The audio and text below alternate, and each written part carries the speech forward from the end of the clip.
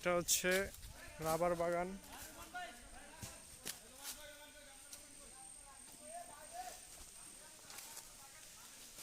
উখিয়া নাই গুমদুম রাবার বাগান।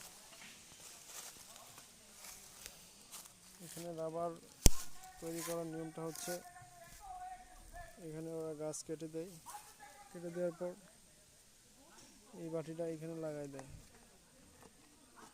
লাগাই দিলে পরে বাটি ভর্তি রাবার তৈরি হয়ে যায়। পরে এটা মেশিনে নিয়ে যায় কাজ করে। রাবারটা আসলে রাবারের মতোই। এই যে এই রাবারগুলা ফ্যাক্টরিতে নিয়ে যাওয়া হয়, নিয়ে যাওয়ার পরে এটা প্রসেসিং করে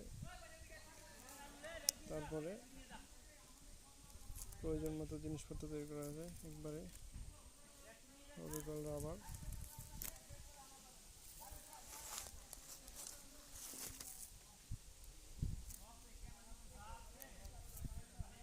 এটা হাত না দিলে কেউ বুঝতে পারবে না আসলে রাবারের মতো যে কাজ করে।